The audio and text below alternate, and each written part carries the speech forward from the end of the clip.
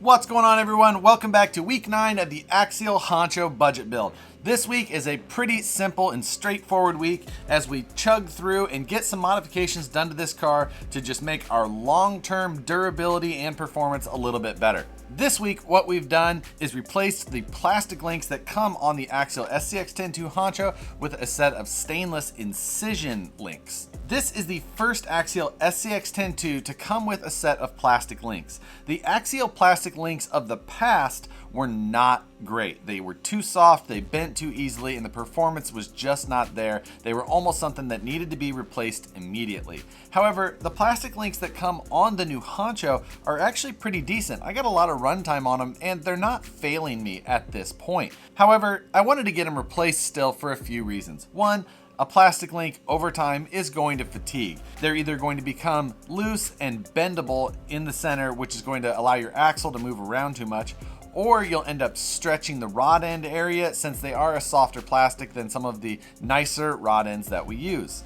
The links that have come on the other Axial SCX10-2s up to this point have either been aluminum or steel. However, the aluminum or steel versions of links that Axial has released so far run a rod end that is a little bit too soft and stretches too easily. So even if you've had some of those other link sets, replacing them has still been an upgrade in several situations. Also, the Incision links that we've installed on our SCX10-2 Honcho are made of stainless steel, and most of them are 1/4 inch in diameter, which gives you a nice smooth transition from the link to the rod end. Adding that stainless steel also gives us a nice amount of weight down low in the car to help this thing feel even a little bit more planted. The link kit is a 10-piece link kit which replaces all of the links on this vehicle. However, I did not install the steering tie rod. The tie rod is the link that goes between the two knuckles.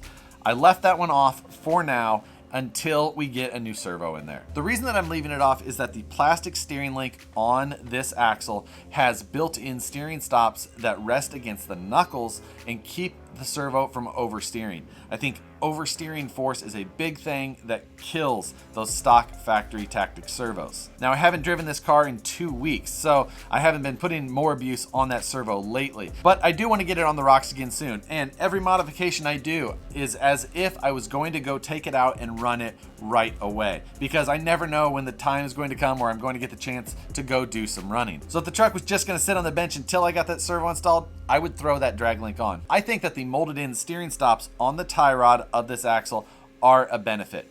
I can't prove that. I just have a feeling that they're helping keep that tactic servo alive, and I want to do everything I can to try and keep this thing going so that this truck is never dead in the water and I could go take it out on the rocks at any time. It has always been the goal of the budget build that if something broke, I would get it fixed right away in that week's budget. So that is my plan. I want to save up a good budget so that I can put the servo that I want in this car. So this isn't the most exciting week that I've had so far. Links are just links, but they're just an important part of a build, and I think that combining the strength of a metal link with the nice low down weight of the stainless steel option is going to fit this car well. Overall, this car has a great feel, but I still have a huge laundry list of items to tackle. But when I'm only able to add $50 a week to the budget, that doesn't always add up to the most interesting weeks you can have. So this week I got off too easy with a super simple video. Last week I put on my best scale Builders Guild impression. Maybe next week I'll throw on my Hemi-Storm hat and try and do a little bit of painting to change the look of this stock Honcho body a little bit. We'll see how that goes. I've got a ton of upgrade plans for this car still, so we'll just have to see how it fits in on our timetable and what upgrade I choose to install for next week. If you guys have any outside the box ideas as far as paint details that I could add to this car, absolutely comment below with them. As always, thanks for watching, guys. Like the video if you enjoyed it, subscribe if you aren't already, and thanks for watching. I'll see you on the next one.